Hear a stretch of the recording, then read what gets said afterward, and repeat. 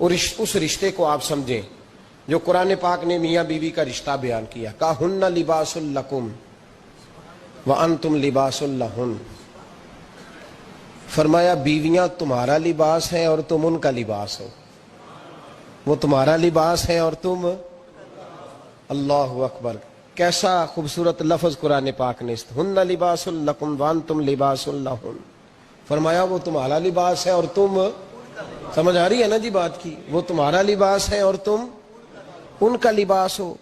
تین خوبیاں تو ہر لباس میں ہوتی ہیں، تین چیزوں کے لیے لباس پہنا جاتا ہے، تین چیزیں، تین قسم کی آسائشیں لباس میں پائی جاتی ہیں، اس پر تو تمام مفسرین کا اتفاق ہے۔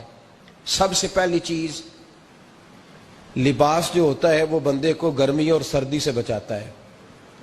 سخت سردی میں لباس لے لیں تو بندہ سردی سے بچ جاتا ہے۔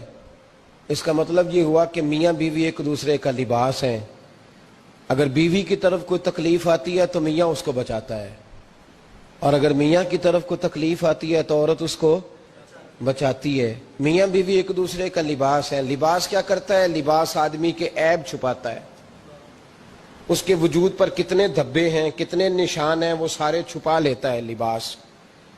میاں بیوی ایک دوسرے کے عیب چھپانے والے ہوتے ہیں، عیب بتانے والے، رونا رونے والے نہیں ہوتے کہ بی بی جب بھی میکے گئی اس نے جا کے رونا شروع کر دیا، اتنی میں تانگو دوسرا ہے ہی کوئی نہیں، اور خاوند صاحب جب بھی ملے انہوں نے ایک ہی راگ الاپنا شروع کر دیا کہ میری کیا بات تھی، مجھے مل کیا گیا ہے، میں کیا تھا، میرے ساتھ ہوا کیا ہے۔ تو لباس ہیں، ایک دوسرے کا عیب چھپائیں گے، بولیے ایک دوسرے کا عیب چھپائیں گے، ایک دوسرے کی غلطیوں کی پردہ پوشی کریں گے۔ اور تیسرا، لباس کا کیا مقصد ہوتا ہے؟ لباس شخصیت کا آئینہ دار ہوتا ہے۔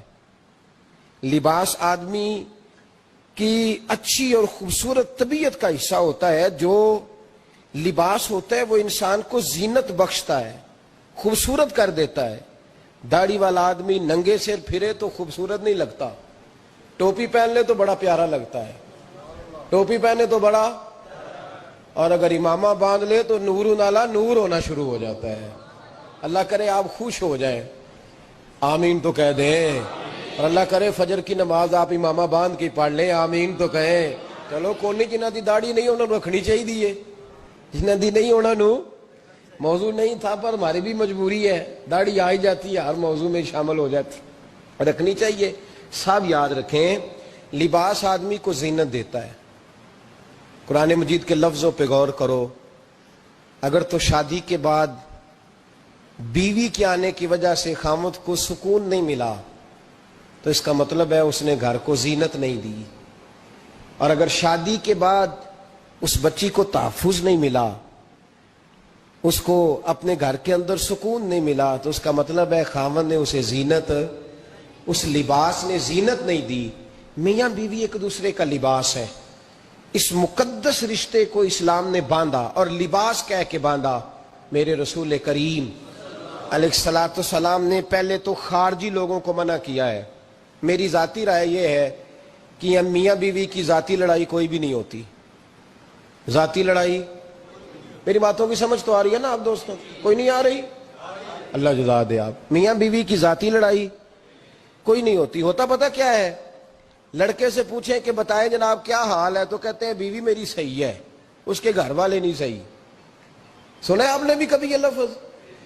تو اسی طریقے سے اگر لڑکی سے پوچھیں کہ تیرا کیا حال ہے، تو کہتی ہے خاوند تو میرا دھیان رکھتا ہے، اس کی اماں نہیں خیال رکھنے دیتی۔ تو لڑائی جو ہوتی ہے وہ تیسرے آدمی کی وجہ سے ہوتی ہے۔ تیری اماں آئی تھی تو اس طرح کہہ گئی، تو تیرا بھائی آ گیا تھا تو وہ یہ کہہ گیا، تیسرے فرد کی وجہ سے۔ میرے نبی کریم علیہ الصلوۃ والسلام نے تیسرے بندے کو سمجھایا ہے، تیسرے فرد کو حضور نے سمجھایا ہے۔ نبی پاک علیہ الصلوۃ والسلام نے فرمایا خبردار، ماں، بھائی، بیٹا، باپ سارے لحاظ کریں، بسنے دے میاں بیوی کو۔ اگر شادی کر دیا تو ان کو سکون سے رہنے دو۔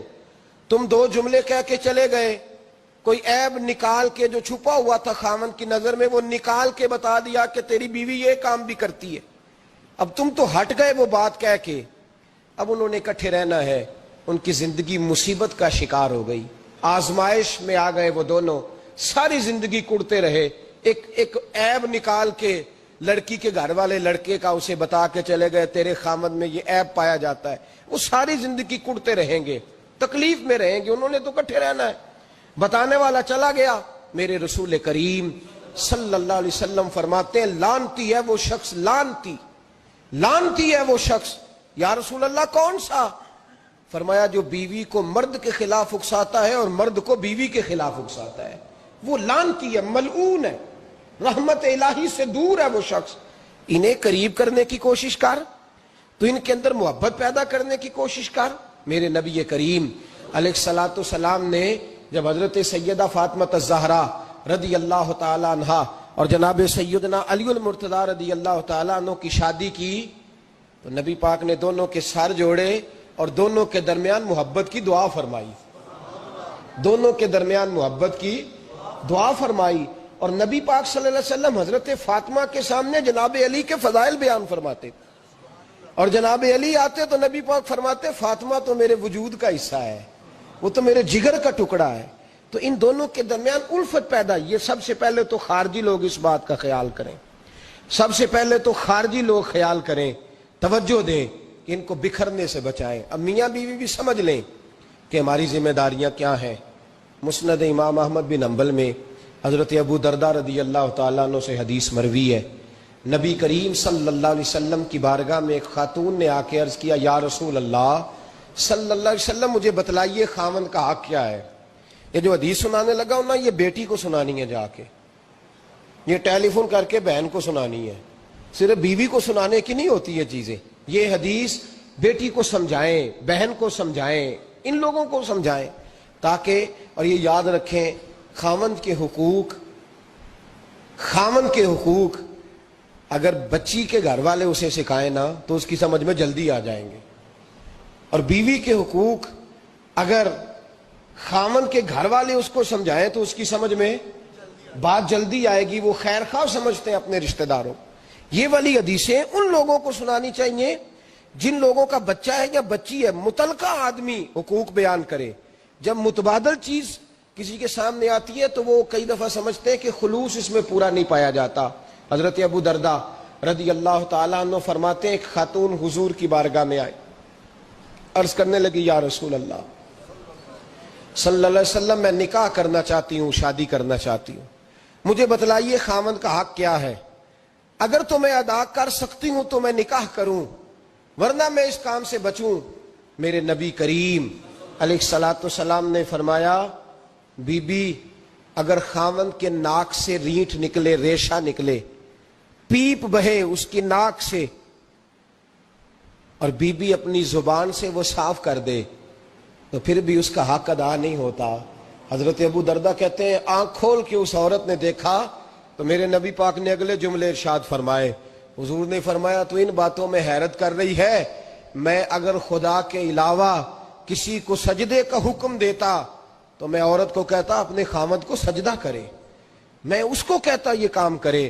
میرے رسول کریم علیہ الصلوۃ والسلام نے حقوق کا تعین فرمایا، حقوق کا تعین فرمایا، اور نبی کریم صلی اللہ علیہ وسلم نے فرمایا جو عورت اس حال میں مر گئی، اس حال میں دنیا سے گئی کہ اس کا خاوند اس سے راضی تھا، اس کا شوہر اس سے راضی تھا، اس کا گھر والا اس سے مطمئن تھا، تو میرے نبی پاک فرماتے ہیں جب دنیا سے جائے گی تو رب کریم جنت کا دروازہ کھول کے فوراً ہی جنت میں داخل فرما دے گا، اس کو بغیر روک ٹوک جنت دے دی جائے گی۔ شرط یہ ہے کہ وہ جب دنیا سے جائے تو اس حال میں جائے کہ اس کا خاوند اس سے شکوے نہ کرتی پھرے، شکایتیں نہ کرتی پھرے، شکایتیں نہ کرے۔ ہمارے زمانے میں شکایتیں ہوتی ہیں، اور خواتین عورتیں اس بات کو سمجھتی نہیں کہ اللہ نے جو میرے نصیب میں رکھا تھا اور جو خاوند رب نے میرے لیے پسند کیا تھا وہ اللہ نے مجھے عطا فرما دیا ہے۔ وہ شکوے کرتی ہیں، شکایات کرتی ہیں، اور دوسری عورتوں کو سامنے رکھ کے وہ فلاں کے حصے میں یہ چیز آئی، فلاں کے حصے میں یہ چیز آئی، فلاں کا خاوند یوں کرتا ہے، شکوہ کرتی ہیں۔ میرے رسول پاک علیہ السلام نے فرمایا عورتیں کثرت سے جہنم میں جائیں گی، کثرت سے۔ تو ایک صحابی رو پڑے، ایک حدیث میں لفظ یہ ہے رو پڑے، عرض کرنے لگے یا رسول اللہ وہ ہماری مائیں بھی ہیں، بیٹیاں بھی ہیں، بہنیں بھی، حضور جہنم میں جائیں گی؟ نبی پاک صلی اللہ علیہ وسلم نے فرمایا ایک تو وہ عیب جوئی کرتی ہیں، غیبتیں کرتی